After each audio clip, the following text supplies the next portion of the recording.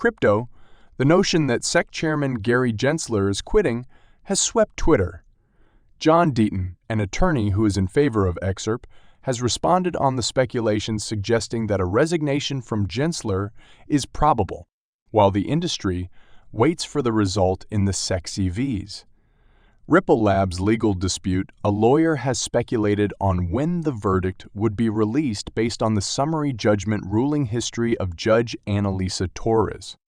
Attorney Fred Rispoli, who is on Ripple Labs' side in the continuing legal struggle with the U.S. Securities and Exchange Commission, has speculated that the court's verdict might be released in August.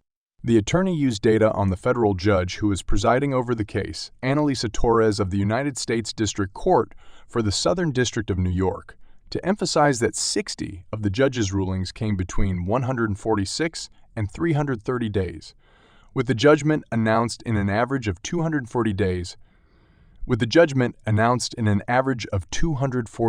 From these numbers, we may infer that the verdict was due on September 17, 2022, or 249 days after the original move for summary judgment was filed, which would be May 21 this year.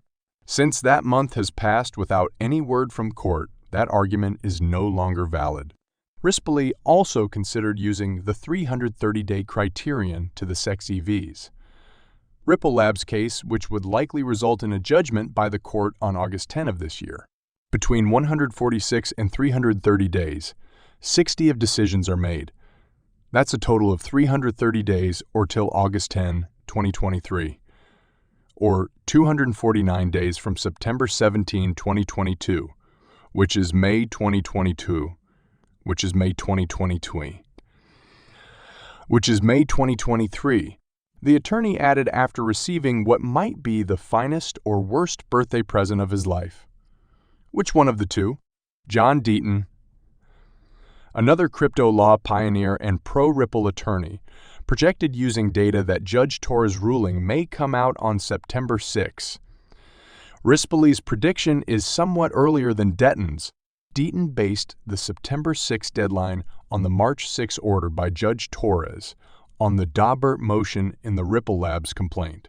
In one case she issued a summary judgment ruling 6 months after ruling on Daubert.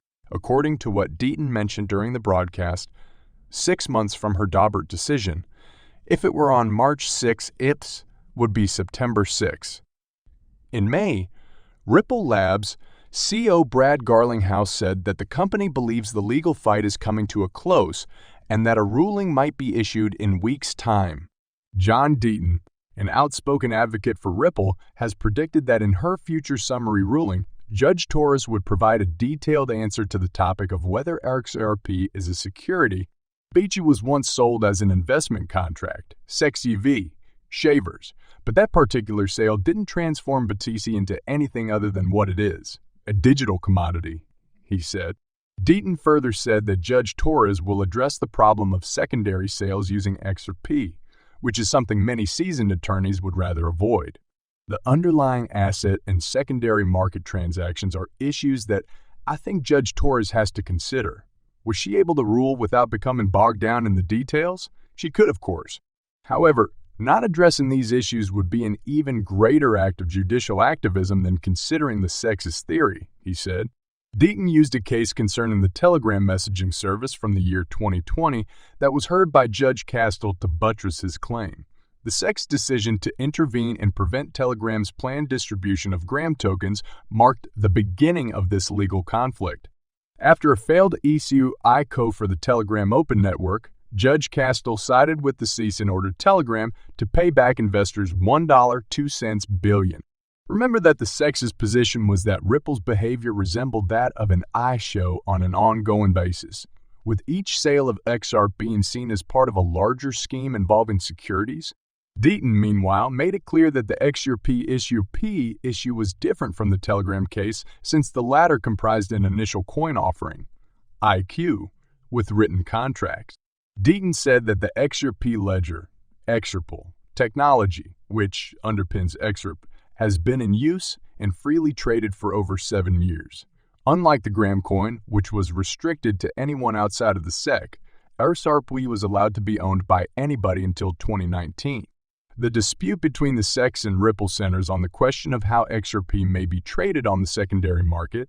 The SEC charged Ripple with providing an unregistered securities, but it did not differentiate between Ripple's direct sales and the secondary market trading of XRP, which led to some misunderstanding. Deaton has speculated that Judge Torres may explore this issue because of an earlier examination in the SEC CVs. El Bri action. Judge Torres' summary judgment ruling might provide clarity on XRP's security classification, which could have far-reaching implications for the cryptocurrency sector. Judge Phyllis J. Hamilton of the U.S. District Court for the Northern District of California has ruled in favor of a class of investors in the class action lawsuit Zakhanov. Lawsuit Zakhanov E's, Ripple Labs and C, marking a significant moment for SERP investors. The main claim is that Ripple is breaking the law by not registering XRP as a securities under federal and state regulations. A huge number of XRP buyers can now pursue securities lawsuits against Ripple, XRPU, and CEO Bradley Garlinghouse, according to this verdict. 2 months have passed since the last court date in the XRP investor class action lawsuit against Ripple. Bradley Sostek, the main plaintiff, filed a request to certify a class of all XRP holders worldwide who purchased, still hold, or sold XRP at a loss. Although defense counsel successfully argued for the action to be limited to us investors, despite Ripple's global presence, this order affirms the right of us investors to seek legal recourse. Judge Hamilton acknowledged the dynamic nature of the law as it relates to cryptocurrency. This ruling marks a significant step forward for the lead plaintiff and his legal team who allege a loss of $118,100 after selling XRP in 2018 due to Ripple's misleading claims regarding the token's security status, as she emphasized the need to allow individual jurisdictions to enforce the cryptocurrency regulations. This paves the way for additional XRP investors to join the class action in an effort to recover their purported losses.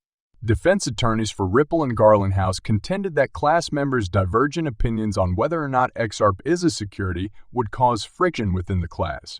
This argument was shot down by Judge Hamilton, who said that any issues could be settled using the usual opt-out method. Nick Spear of Sussman Godfrey was pleased with the court's judgment and excited about the next steps in the lawsuit. A representative for Ripple emphasized the significance of letting other nations regulate cryptocurrencies independently, citing the court's rejection of a worldwide class. As an example, the representative also confirmed that the court is prepared to wait for the conclusion of the SEC-CV Ripple case before moving forward.